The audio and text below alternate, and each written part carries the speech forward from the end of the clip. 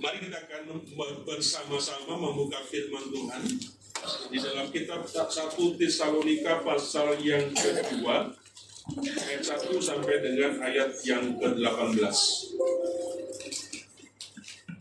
Kitab 1 Tesalonika pasal yang kedua, ayat 1 sampai dengan ayat yang ke-18. Saya akan mengajak Bapak Ibu Saudara untuk membaca firman Tuhan ini secara bergantian.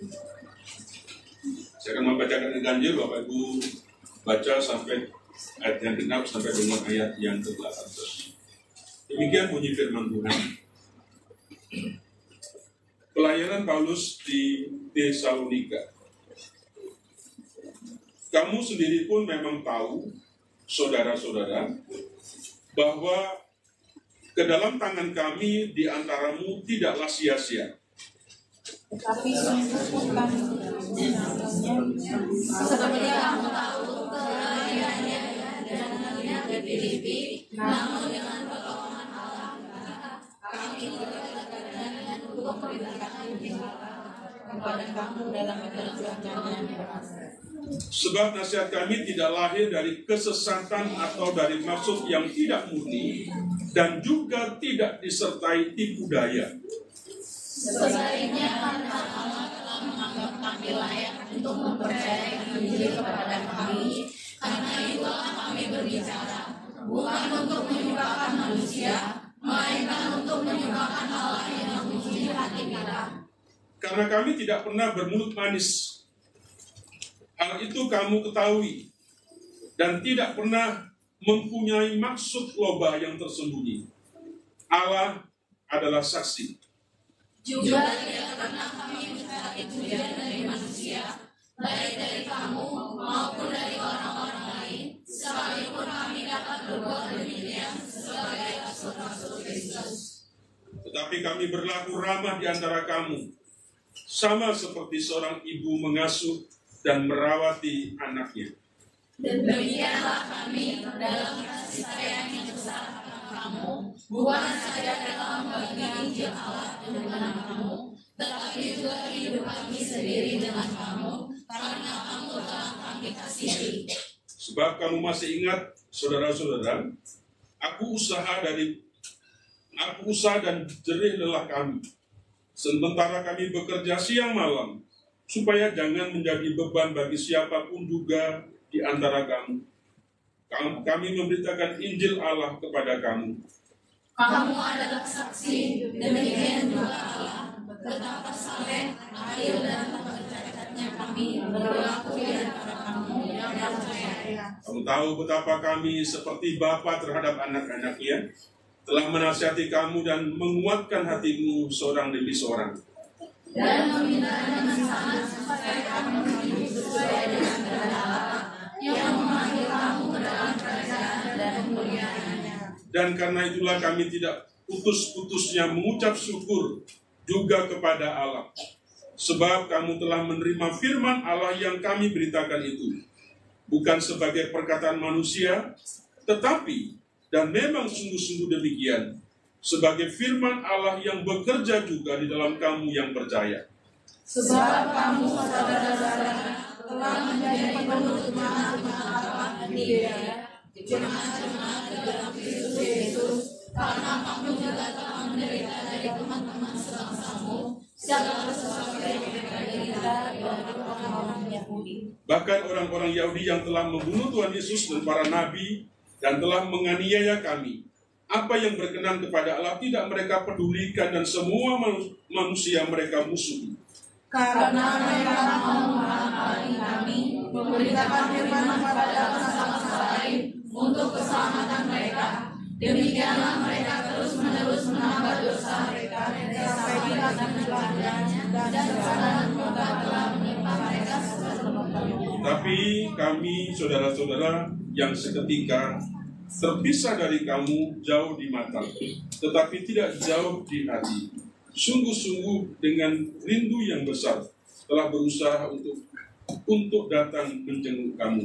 Karena kami telah berniat untuk datang kepada kamu, aku Paulus mengatakan lebih dari sekali, tetapi Kristus telah menjaga kami. Amin. Bapak Ibu Saudara dikasih Tuhan,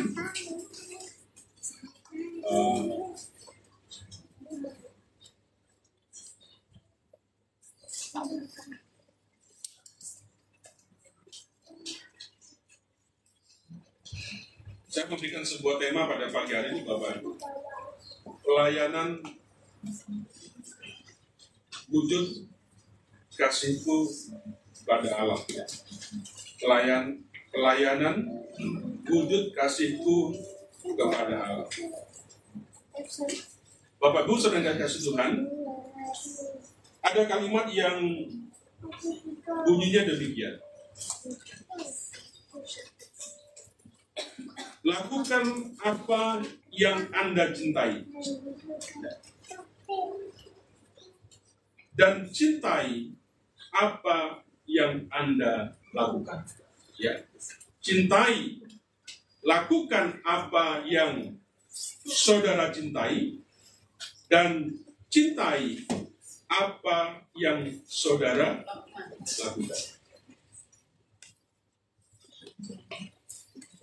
Nah, kalimat ini mengajak kepada setiap kita supaya melakukan apa saja yang dia cintai sehingga bisa melakukan dengan senang hati, tanpa paksaan.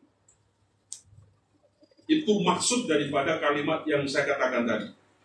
Lakukan apa yang saudara cintai dan cintai apa yang saudara lakukan. Artinya apa?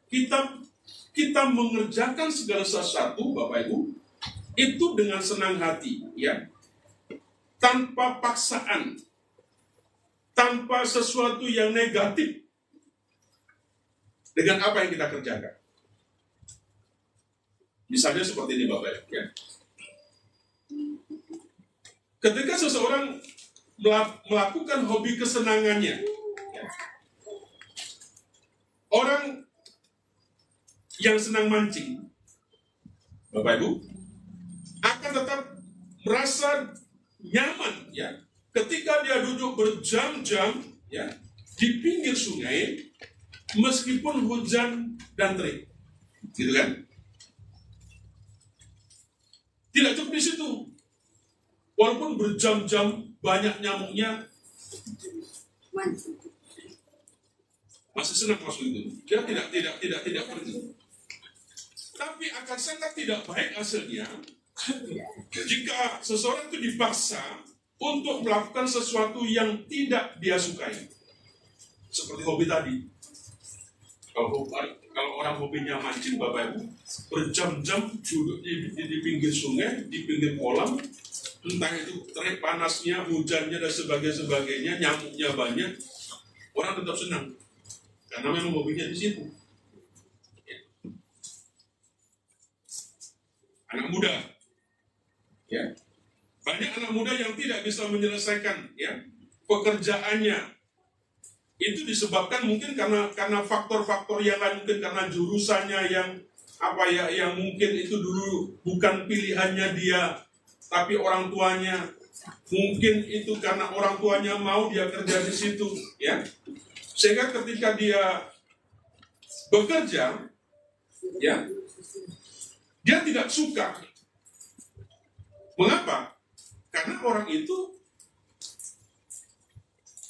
tidak menyukai apa yang dia lakukan. Semata-mata itu karena orang tua.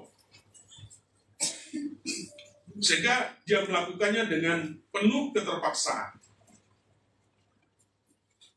Nah, Bapak Ibu, kalau kalimat ini kita gunakan dalam kehidupan bergereja, mungkin bisa muncul banyak pertanyaan. Satu bisa pertanyaan begini.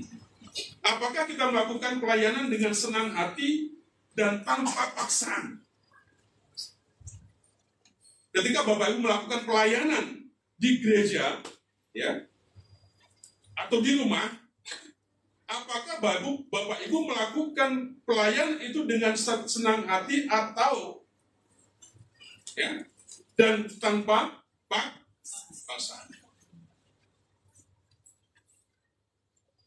Sudah terlanjur jadi istrinya, Jadi aku mengerti begitu. Kalau mudik memilih bisa resign, kira-kira begitu ya. Kenapa? Ya itu tadi, dia tidak mencintai apa yang sudah yang dia kerjakan atau yang dia lakukan seperti itu. Jadi sifatnya terpaksa. Ya, ini sudah masuk di gua singa ya sudahlah. Ya, ini yang nikah nanti jangan sampai seperti itu ya. Makanya di Islam kita ini sangat ketat tentang pernikahan seperti itu ya. Nikah sekali itu seumur hidup, sampai mati memisahkan. Seperti itu. Makanya jangan karena pilihan daripada orang tua kita, karena kita disuruhkan, karena kita dijodohkan itu satu masalah, kan bunyi seperti itu. Kita sebenarnya tidak senang. Kita tidak melakukan sesuatu apa yang menjadi kesenangan kita seperti itu. Kita sebenarnya tidak mencintai sesuatu yang kita memang kerjakan, sesuatu yang kita mau. Ya. Terpaksa seperti itu. Ya.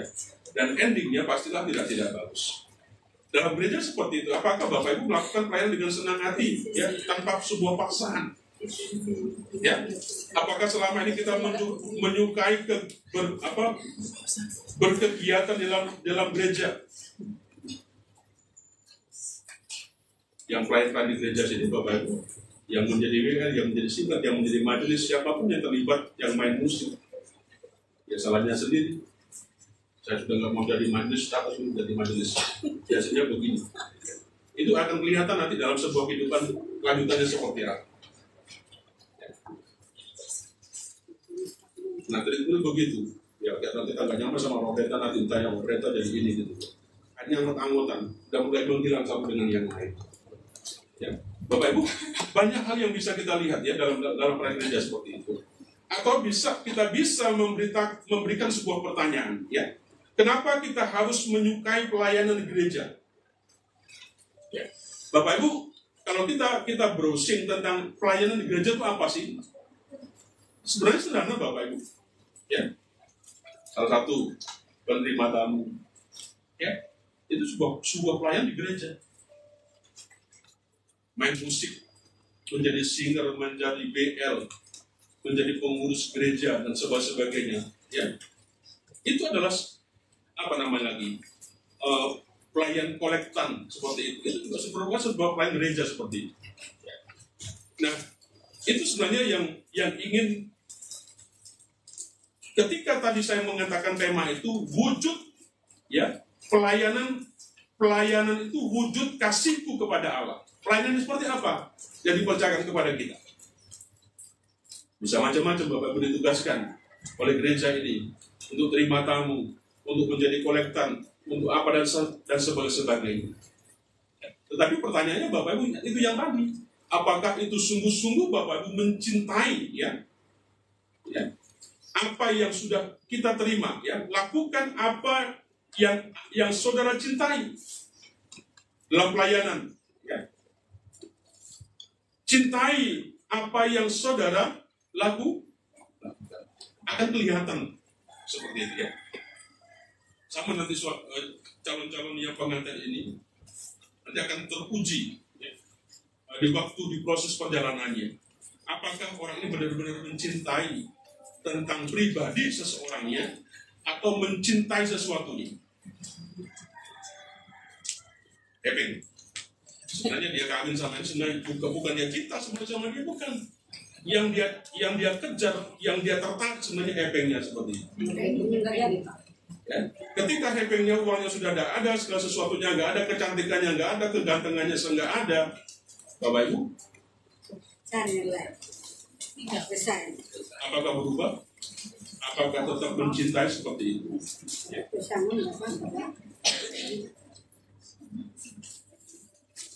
Sebab itu Bapak Ibu, kalau Bapak Ibu ingin melihat Bapak Ibu masih ganteng, masih cantik, jangan lihat sekarang. Dan waktu guys, sekarang Bapak Ibu sudah botak, bulunya sudah ompong begitu. Ini kan bencana alam, Pak. Bencana dari mana, Pak? Ya bencana alam bisa potong begitu. Itulah. Udah tahu nggak bisa makan yang keras-keras, kadang-kadang kita tetap makan, kadang kita kesel jadi marah seperti itu. Jadi Bapak Ibu dikasih Tuhan, kenapa kita harus menyukai pelayanan di gereja ya? Jadi Bapak Ibu jangan mengandai-andai yang macam-macam tentang pelayanan. Tetapi pelayananmu itu adalah wujud kasihmu kepada Tuhan. Nanti saya berharap majelis kita ini ke depan Bapak pelayan-pelayan Tuhan dan sebagainya akan bertambah seperti itu. Siapa tuh orang-orang yang muda yang mau nikah baru itu? Ya, ya dong. Jangan nikah kemudian kabur nggak tahu jelas kemananya. Ya kan? Bapak Ibu calon-calon itu wujud kasihmu kepada Tuhan, kepada gereja. Ya. Dari mana pelayan seperti itu? Apa nanti yang kau percayakan seperti itu? Ya tidak mungkin lah selamanya bujuk si ini yang sudah usia. Kita yang muda melayan bukan karena kita nggak mau yang tua gitu kan. Kasihan orang tua. Ternyata di ujung aja jadi penerima tamu aja datangnya udah jam berapa? Karena dia sudah tua begitu. Jadi Bapak Ibu kasihan seperti itu ya. Jadi Bapak Ibu, saya berharap jangan berpikir yang terlalu luas tentang pelayanan. Sebenarnya seperti itu ya, sederhana seperti itu ya. Nah, Bapak Ibu, kenapa kita harus menyukai pelayanan di gereja? Ada sebuah kisah Bapak Ibu yang saya tidak membaca tadi dalam Matius 22, 34 sampai 46 Bapak Ibu. Di sana ada sebuah pertanyaan ya. Apa yang Tuhan Yesus ajarkan ya? Saat ada sebuah pertanyaan daripada orang-orang Farisi. Nanti Bapak Ibu baca sendiri dalam Matius 22 ayat 34 sampai 46. Ini yang berkaitan sebelum saya menjelaskan kepada intinya ya. Dan diceritakan di sana Bapak Ibu, orang Farisi sedang berusaha menyerang dan menjatuhkan Yesus. Ini kerjanya orang Farisi. Gak senang kalau tidak membuat orang lain itu menjadi di bawah. Bapak Ibu jangan jadi orang Farisi. Nah, kerjanya orang Farisi seperti itu, ingin menjatuhkan orang lain. Sebenarnya dia tahu, tetapi ingin tahu seperti itu ya. Dan memberikan pertanyaan yang sulit untuk dijawab. Ya. Sulit untuk menjawab. Pertanyaannya apa? Hukum mana yang terutama dalam hukum Taurat? Itu pertanyaannya.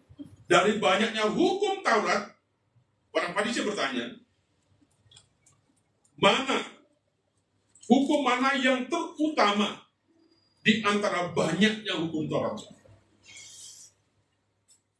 Bapak Ibu, menurut tradisi orang Yahudi, Bapak Ibu, ke-10 hukum Taurat itu, hukum Taurat hanya ada 10, ya. Itu dijabarkan dalam 613 perintah. Hanya 10. Tapi orang Farisi karena hebat, ya, coba 10 itu bisa dijabarkan, itu jumlahnya menjadi 613 perintah. Ya. Dengan sebuah rincian, Bapak Ibu, 248 perintah positif untuk dikerjakan. Ya. Kemudian 365 perintah yang negatif untuk dihindari. Saya walaupun tidak tahu tentang adat orang Batak, tapi saya percaya opung kita, apa dulu, para sesepuh kita membuat adat itu tidak menyiksa kita. Setuju? Ya kan? Tapi bisa jadi karena ada orang-orang Batak yang pintar-pintar, yang mungkin tadinya sederhana, hanya 10, itu bisa menjadi aturan yang sangat-sangat berat. Sehingga mau nikah saja, ya, kalau orang Batak nggak punya duit, gimana? Makanya berbagilah Daniel sama si Maria itu. Nikah Pak. Nikah. Tapi utangnya nanti terus. Kredit. Ya kenapa? Karena memang kita berkata sebagai anak kita, memang orang Batak ya begitu ya, harus memang begitu. Ya kan? Jadi Bapak Ibu sampai dibuat seperti hanya 10 Bapak Ibu, kemudian itu menjadi sebuah aturan perintah yang banyaknya luar biasa seperti itu. Nah, di sekian banyak perintah itu, Tuhan Yesus diminta untuk menjawab. Dari 613 kira-kira Bapak perintah itu, mana yang paling utama? Ya, mana yang paling utama? Itu tentu tidak mudah untuk menjawabnya. Bapak Ibu kalau ditanyakan Tuhan Yesus, bertanya kepada Bapak Ibu, Saudara, apa yang kamu minta? Bapak Ibu nggak bisa langsung jawab. Mikir dulu, kenapa? Kenapa? Kenapa bingung? Terlalu banyak permintaan, terlalu banyak keinginan. Keinginan dan kebutuhan kita tidak bisa membedakan. Kadang-kadang kita sulit mau minta apa ya? Sama seperti itu kira-kira Bapak Ibu. 613 mana yang paling utama dari perintah itu?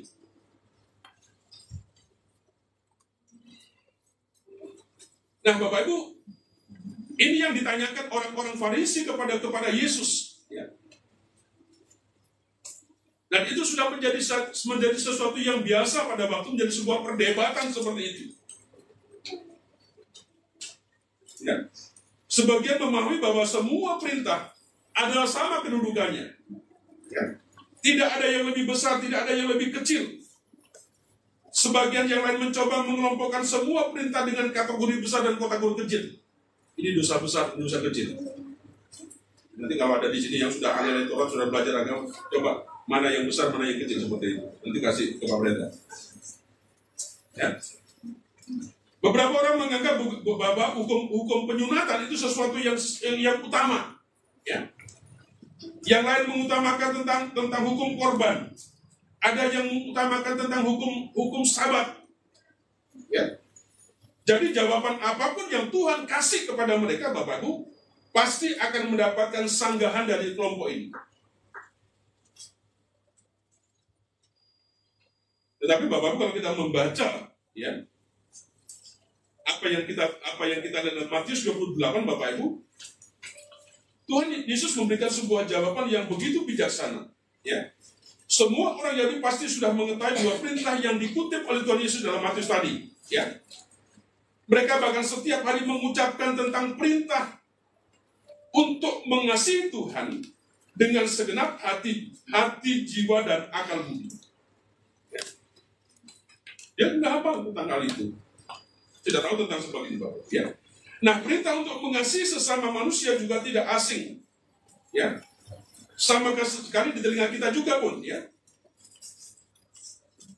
Semua hukum digenapi dalam satu kata, yaitu kasih.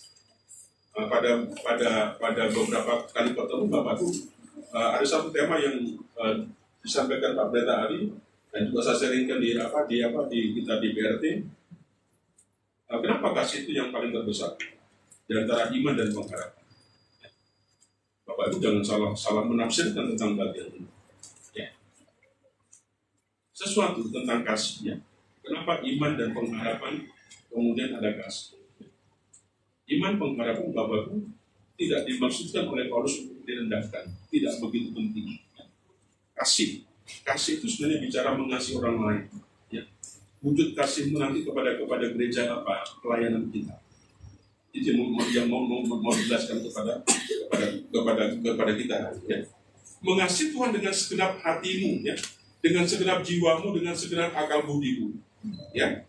Nah, perintah untuk mengasihi sama manusia juga tidak asing. Ya, seperti yang saya katakan tadi, tidak asing kita tentang bagian ini. Untuk mengasihi satu dengan yang lain, Bapak. Kasih kepada sesama. Ya. Kedua perintah ini, Bapak Ibu, tidak bisa untuk kita pisahkan. Ya. Karena mengasihi Allah juga harus ditunjukkan dengan mengasihi sesama. Kalau Bapak Ibu mengasihi Tuhan, maka kita harus buktikan, tunjukkan, ya, kasihmu kepada sesama. Kasih kepada sesama yang bisa kita lihat itu merupakan bukti, Bapak Ibu, dari kasih kita kepada Allah, ya, yang tidak bisa kita lihat. Jadi kalau Bapak Ibu bilang saya mengasihi Tuhan, apa wujudnya? Salah satu wujud yang kita bahas hari ini adalah pelayanan kita. Ada pelayan-pelayanmu itu wujud kasihmu kepada Allah. Ya, di gereja tadi saya katakan, kamu dipercaya menjadi ini seperti itu. Itu wujud kasihmu kepada. Kalau wujudmu yang seperti itu engkau tidak mencintai, ya, engkau tidak akan bisa dikatakan engkau mengasihi. Nah, Bapak dikasih Tuhan, nampaknya mengasihi Allah yang tidak terlihat, ya, jauh lebih mudah daripada mengasihi sesama yang terlihat.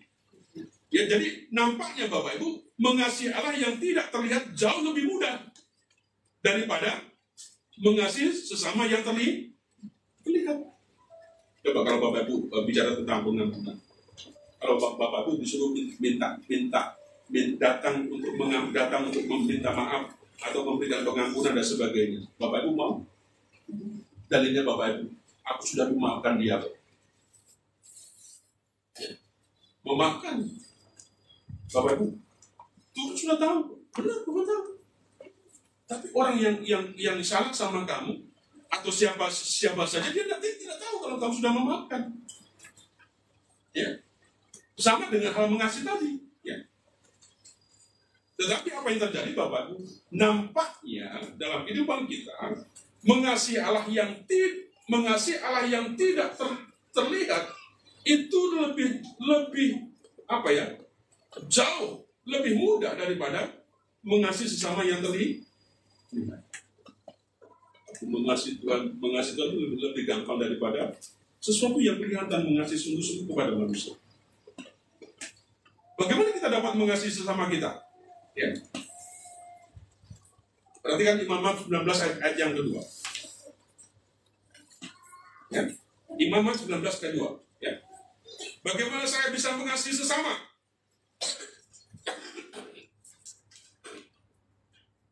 Kalau kita baca dalam Imamat pasal 19 ayat yang kedua, di sana ada kata akulah Tuhan.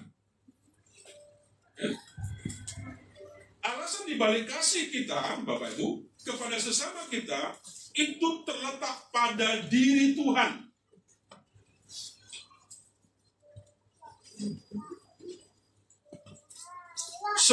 Sebab aku, Tuhan Allahmu kudus. Ya.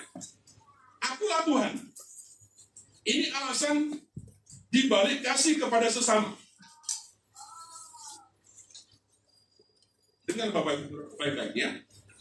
Siapa Tuhan di hadapan kita lebih menentukan daripada siapa orang lain di depan kita. Ya.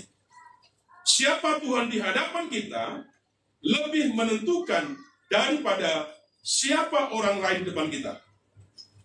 Kalau kita selalu memandang ke orang lain, Bapak Ibu, kita jarang menemukan alasan untuk mengasihinya.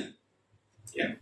Karena mungkin orang tersebut, mereka seringkali menyakiti kita. Kalau kita melihat kepada manusianya, Bapak Ibu, selalu kita melihat mereka itu gak baik seperti itu.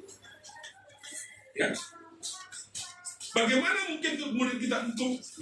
mungkin kita mengasihi orang yang sering berbuat kesalahan kepada kita?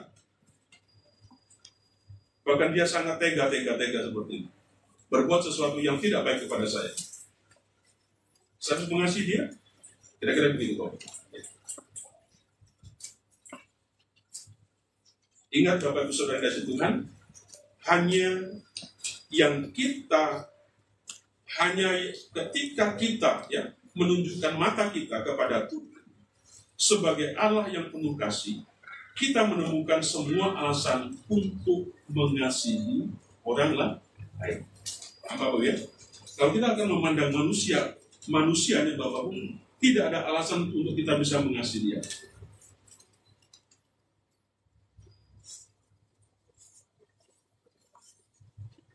Tengok kanan kiri. Banyak kesalahannya atau banyak kebaikan?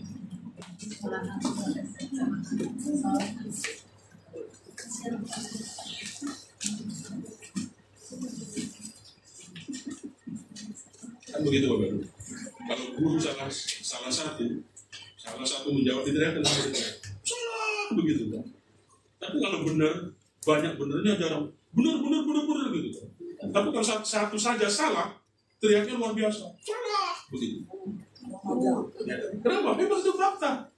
Ya. Kalau kita melihat kepada manusianya baru, tidak ada orang yang sempurna seperti itu. Ya. Karena itu Bapak Ibu, di dalam gereja ini ada karunia-karunia hari yang rohani yang Tuhan berikan kepada kita masing-masing. Di gereja ini Bapak Ibu diberikan kesempatan kepada siapa saja anak muda, tidak menunggu menjadi majelis. Pak Pendeta kasih karpetnya. Karpetnya politik sekarang begitu. Dikasih karpet merah. Tetapi sesuai dengan karunia-karunia yang Tuhan kasih kepada kita. Bapak Ibu punya karunia mengajar, Pak Pendeta berikan kesempatan untuk mengajar kepada jemaat. Saudara punya karunia musik, punya karunia apa saja dan sebagainya seperti itu. Bapak Ibu, nanti media kita bisa mati, musik kita mati, kalau bisa jadi kalau si adiknya nggak ada, si adiknya nggak ada, siapa yang mainkan di sini? Media kita nanti kita persiapkan, istilahnya ke depannya bagus, ya. Supaya kayak begini ini nggak ada lagi. Kita sedang mau beli untuk apa? Untuk media kita ada shoot di belakang sana. Nanti di atas juga kita akan buat shoot. Ya. Ini memang bukan gaya-gayaan. Ini memang sudah waktunya gitu kan. Gereja harus menjadi berkat. Bagaimana siapa nanti yang melakukannya? Ya anak muda begitu. Yang sudah belajar bisa mengoperasikan, yang main dan sebagainya. Jadi Bapak Ibu, yang dikasih Tuhan, jadi sekali lagi kalau kita melihat manusianya, sudah kita bisa mengasihi dia. Tetapi apa yang harus kita lihat Tuhan? Lihat Tuhan. Sampai hari ini kita masih diberikan segar bugar. Kita masih dipercayakan Tuhan sebuah pekerjaan. Kita masih dipercayakan honor dan segala seperti itu. Lihat Tuhan. Tanpa itu Bapak Ibu, kita tidak akan sulit untuk mengasihi siapa saja. Makanya itu tadi saya katakan, tetapi nampaknya lebih mudah orang mengasihi Tuhan daripada mengasihi yang Tuhan yang tidak melihat daripada yang kelihatan. Jadi Bapak Ibu Tuhan, selain itu yang saya katakan pertama ya. Jadi lihat Tuhan, pandang Tuhan yang sudah baik sama kita. Kemudian yang kedua Bapak Ibu, kasih terhadap sesama itu dilakukan dengan sebuah motivasi. Ya. Motivasi itu yang baik, motivasi itu yang benar. Ya. Jika kita bisa mengasihi diri sendiri, Bapak Ibu, memikirkan semua hal yang baik untuk diri kita sendiri, bisa memaafkan diri kita, maka harusnya kita juga bisa mau ya untuk memikirkan yang baik, ya, dan memaafkan orang lain seperti ini. Sehingga perintah tadi, apa yang dikatakan, kasihlah sesama manusia seperti dirimu sendiri. Tetanggamu seperti apa, temanmu seperti apa. Bapak harus. Bagaimana Bapak Ibu kalau mau belajar mengasihi dia, mau melayani dia, hanya pandanganmu kepada dia, tidak pandanganmu kepada Tuhan, akan sulit seperti itu. Ya.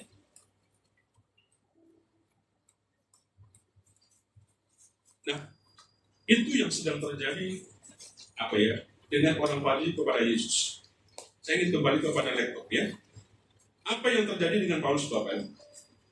Nah, ketika Paulus melakukan pelayanannya Bapak Ibu, meskipun Paulus menghadapi banyak penderitaan ya, banyak tantangan Bapak Ibu, tetapi Paulus tetap setia melayani Tuhan. Ya. Sebagai Rasul Paulus mengatakan bahwa motivasi pelayanannya Bapak Ibu adalah untuk menyukakan hati Allah. Ya. Bukan untuk menyukakan manusia. Ini yang penting. Kita belajar dari Paulus menjadi dasar nanti menjawab apa yang menjadi tema kita hari ini. Ya. Jadi Paulus sudah mengalami banyak pahit getirnya dalam pelayanan seperti itu. Masih di gereja ini dibilang sok kaya, sok hebat, sok lebih ini dan sebagainya seperti itu. Banyaklah seperti apa yang dikatakan Rasul Paulus seperti itu. Kita jalan-jalan kayak uangnya sudah banyak, pergi kemana-mana, banyak lah. Ya. Itu juga salib-salib yang kita seperti itu. Tetapi Bapak Ibu yang apa yang diajarkan di sini Bapak Ibu, meskipun Rasul Paulus mengalami banyak itu Bapak Ibu, ada satu motivasi yang dia tanamkan secara pribadi dalam kehidupannya. Apa itu? Untuk menyukakan hati Allah, bukan untuk menyukakan manusia. Ayat yang 4, sebaliknya karena Allah telah menganggap kami layak untuk mempercayakan itu kepada kami, karena itu kami berbicara bukan untuk menyukakan manusia, melainkan untuk menyukakan Allah yang memuji hati kita.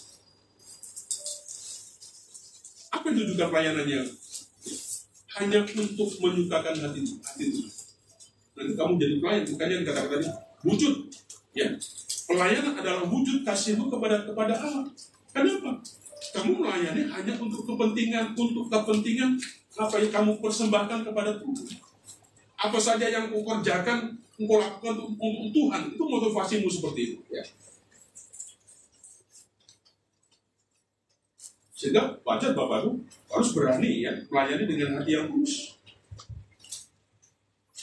Dikatakan, dijelaskan di sana, ia tidak memiliki maksud tersembunyi atau mencari keuntungan bagi diri sendiri, ya.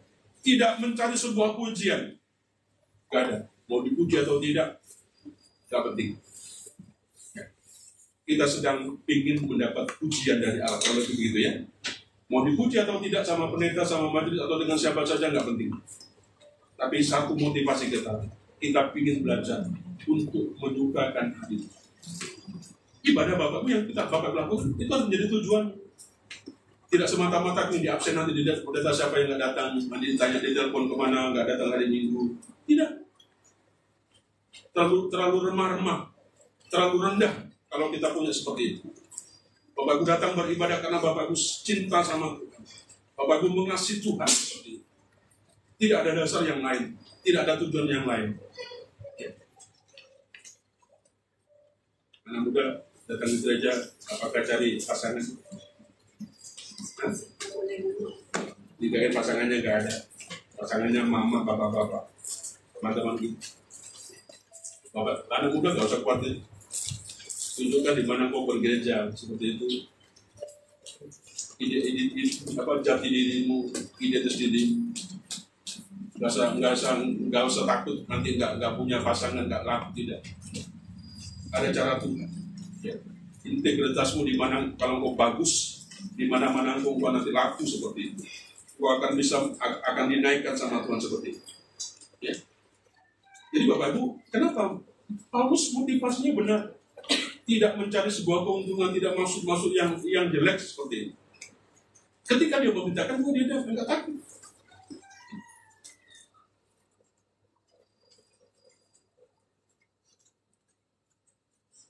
Di gereja ini ada orang-orang yang sangat-sangat mendukung supaya orang itu nggak kabur. Pak Pendeta nggak mau nyinggung tentang orang itu supaya dia tetap bertahan di sini.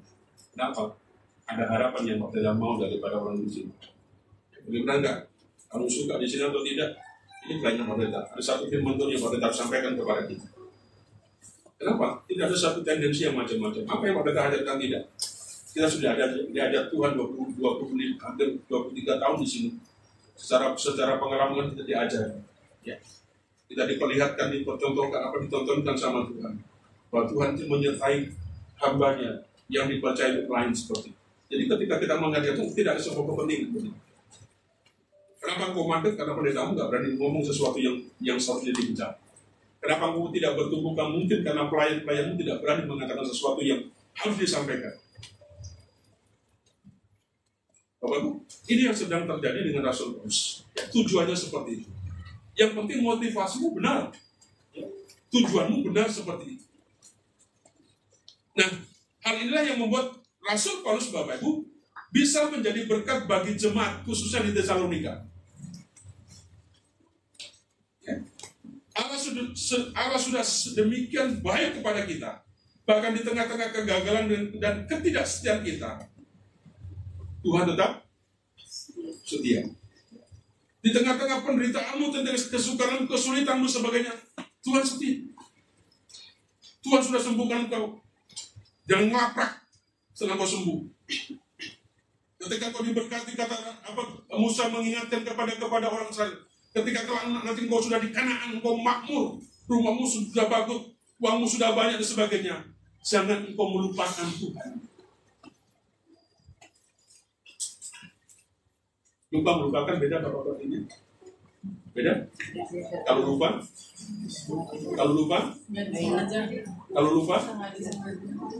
Manusia lupa. Tapi kalau engkau sudah melupakan,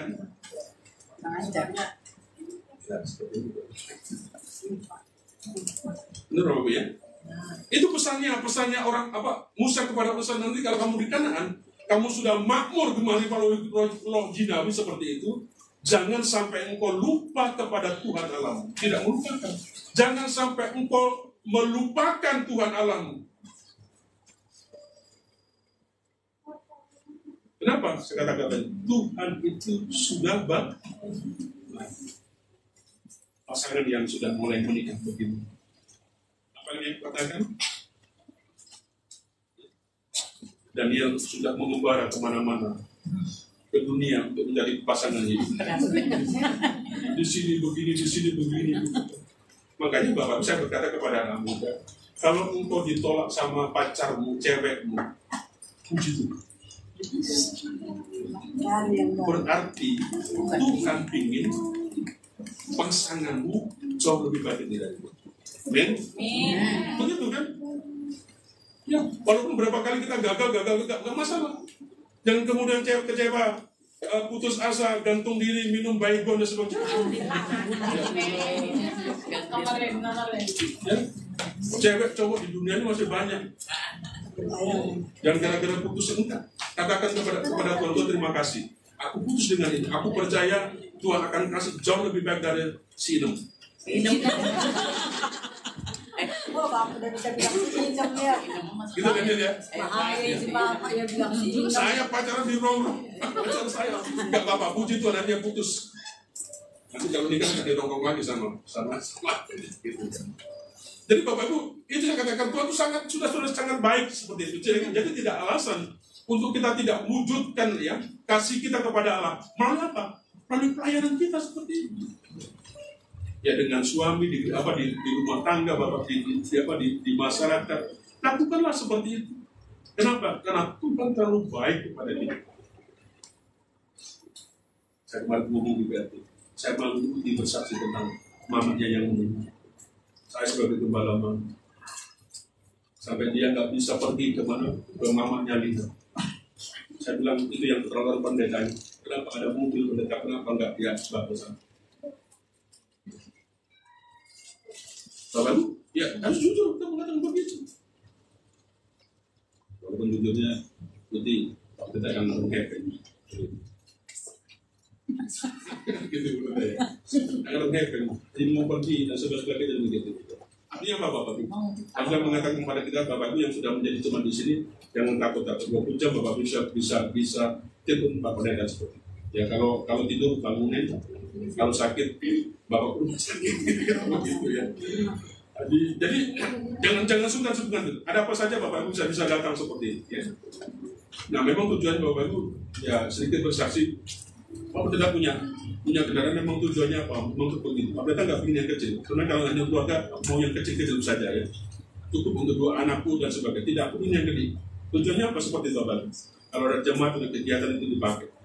Memang itu sesuatu yang kita minta sama Tuhan untuk dipakai untuk pelayanan. Apalagi yang sakit, apalagi yang membutuhkan. Tapi yang pesta pesta, I'm sorry. Saya mau pakai Pak. I'm sorry larang. Tapi yang sakit, yang apa saja, kira-kira begitu. Jadi Bapak Ibu, kenapa itu tadi dasarnya? Karena Tuhan sudah mengasihi kita begitu loh ya. Tuhan sudah mengasihi kepada kita. Nah, Bapak Ibu, kalau Allah begitu luar biasa kepada kita, Bapak Ibu, jika Allah sudah sedemikian rupa mengasihi kita, bukankah kita seharusnya juga belajar untuk mengasihi sesama? Itu maksudnya ya. Kalau Tuhan sudah begitu baik kepada kita, sakit kita disembuhkan, kita ini sudah diberikan pekerjaan, kita sudah disembah sebagainya yang baik, sudah kita Tuhan. Sekarang kalau kita tidak melayani sesama kita, rasanya terlalu masih banyak alasan, Pak, sibuk dan sebagainya. Nah, Bapak Ibu, sekarang pertanyaannya yang terakhir, kenapa kita harus menyukai pelayanan di gereja? Ya. Kenapa kita harus menyukai pelayanan di gereja? Ya. Jawabnya, karena itu adalah bentuk kasih kita kepada Allah dan sesama. Kalau Bapak Ibu di sini dipercayakan untuk menjadi terima tamu, lakukanlah dengan senang hati, dengan sukacita. Kita nggak tahu ini dia. Tapi kita repot punya anak kecil masih disuruh sudah tidur. Dan lakukan dengan senang hati. Ya. Kenapa? Karena saya sudah, karena Tuhan sudah menguasai saya mengerjakan. Apa saja kira-kira seperti itu Bapak Ibu. Jadi panggilan untuk menunjukkan kasih itu ditujukan kepada semua kita jemaat, ya. Tidak hanya yang tua saja Bapak Ibu, tetapi juga yang muda. Jadi bulan ini Bapak Ibu, nanti tanggal 12 ada pernikahan. Nanti November itu hari Sabtu ada nikah, hari Minggu ada nikah. Pasti gerejanya ada banyak tamu. Masa Bapak mau mempertontonkan itu apa cat yang kelap-kelap begitu kan? Dan dari tempat dia bagus, kira-kira begitu kan? Yang rapi, apa yang kira-kira nggak bagus seperti itu. Itu wujud pelayanan kita Bapak. Tidak harus menjadi mimbar, tidak harus menjadi pujian. Seperti itu, apa yang kita bisa kerjakan seperti itu ya. Jadi Bapak Ibu, panggilan itu kepada setiap kita. Ya, tidak hanya yang tua, yang muda ya. Meskipun sudah dikatakan bahwa pemuda adalah generasi ya, penerus gereja, akan tetapi keterlibatan dalam pelayanan bergereja harus ditunjukkan mulai sekarang.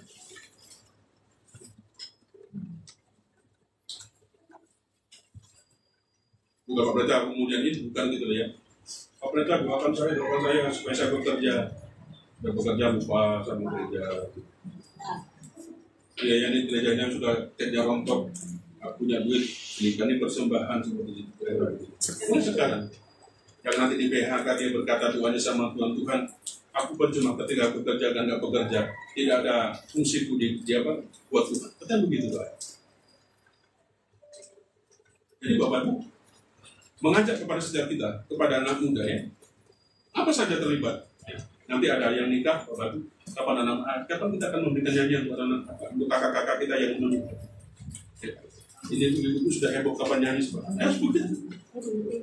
Kenapa heboh? Bukan supaya tampil bajunya bagus nanti pamer itu tidak. Karena wujud kasihnya kepada Tuhan itu yang besar, sehingga dia ingin menyaksikan itu kepada jemaat sebagai sebagainya. Orang tua muda, orang yang tua dampingi anak muda kita, berikan motivasi, semangat kepada mereka, karena mereka penting bagi gereja seperti itu. Anak-anak sekolah minggu juga sama seperti itu Bapak ya. Nah seperti Paulus kira-kira mendampingi ya jemaat Tesalonika dengan ramah seperti seorang ibu yang diceritakan. Begitu ramah, begitu sopan dan sebagainya lah. Itu Bapak bisa lihat bagaimana dia melakukan pelayanan begitu seperti itu kepada mereka. Ya, dan ini sesuatu yang saya rindu itu boleh terjadi di tengah-tengah kehidupan gereja di tempat ini. Ya. Kalau mungkin ada yang nggak benar, mari kita angkat mata, kita tengok, kita omongi, kita berita seperti itu. Ya.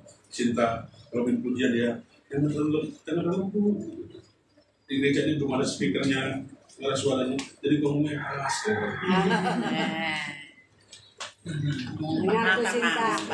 Nanti bisa speaker dia, ya kan? Jadi seperti itu. Karena nanti minggu depan Bapak menikah itu tempat kita buka, kita akan buka seperti itu. Jadi Bapak Ibu dikasih Tuhan. Jadi saya berharap mari saya ingin mengajak kepada jemaat tempat ini, baik itu anak muda, siapa saja Bapak Ibu, saya mengajak tunjukkan kasih kita kepada Allah dengan ikut ambil bagian dalam pelayanan bergereja. Ya. Mari cintai gereja kita. Ya. Mari kita cintai gereja kita. Cintai orang-orang yang di dalamnya. Cintai setiap pelayanan yang kita lakukan. Ya. Bukan hanya menunggu kesempatan yang baik baru kita melayani. Jangan nunggu Pak, nanti kalau sudah engkau kaya, aku tunggu engkau kaya, tidak kaya sampai hari ini. Karena begitu ya. Nunggu anakmu gede-gede, aku tidak masih sabar. Tapi selalu ada anak yang kecil. Karena anak sudah gede, Pak Peter nanti saya janji kalau sudah anaknya gede, saya akan bayani. Anaknya sudah gede, punya anak kecil lagi, Pak Peter nunggu lagi ya. Jangan nunggu nanti ya. Udah gede, udah Bukan tua. hanya menunggu kesempatan yang baik ya bagi kita untuk melayani, melainkan mari kita memakai setiap kesempatan untuk melayani Tuhan dan sama kita. Entah bagaimana keadaanmu, mari saya mengajak untuk kita melayani Tuhan. Ya, oleh karena itu Bapak Ibu, jangan melayani hanya saat kita memiliki waktu luang. Pak saya sibuk, ya. Pak saya repot. Kalau kau ingin nggak repot, ya kau suruh kondang. Kalau kau sibuk, ya kau suruh kondang. Itu repot. Hidup punya masalah ya. Kata Pak Andes Susono, kita masih diingatkan ciri-ciri orang yang hidup itu apa? Ciri-ciri orang yang hidup apa? Ada banyak masalah. Itu tandanya orang hidup. Kalau kau tidak punya masalah, berarti tanda-tandanya engkau mengalami kematian. Jadi Bapak Ibu, apapun keadaan kita, saya mengajak kepada setiap kita, mari kita melayani dengan kesempatan yang diberikan Tuhan kepada kita. Ya, jangan hanya waktu luang saja, melainkan luangkanlah waktu untuk melayani Dia. Ya, saya mengajak semuanya manfaatkan setiap kesempatan yang ada untuk melayani Tuhan. Ya, jemaat GKN. Kata orang Jawa, ayu, belu, tandang, gawi. Apa bataannya? Apa bataannya Bapak? Yang artinya Pak, saya nggak ngerti. Ayo ikut Ya, kerja. artinya begini, ayo, jemaat GKN, mari ikut bekerja. Ayo belu, tandang, ikut bekerja. Jangan jadi penonton saja, jangan duduk diam saja ya. Jadi Bapak sekali lagi, kesimpulannya pelayanan kita itu adalah wujud kasih Bapak Ibu kepada Tuhan. Pelayanannya bagaimana seperti itu? Yang sederhana tadi berbeda. Apa yang penting? Jangan lihat manusianya, bukan ya, lihat Tuhan. Yang kedua, punyalah motivasi yang baik. Tidak ada kepentingan Bapak Ibu lain di sini, tidak ada. Ya, hanya satu kepentingan Bapak Ibu, kita semua adalah menyenangkan hati itu. Biarlah firman Tuhan ini memberkati akan setiap kita. Mari kita tutup kepala, kita berdoa bersama.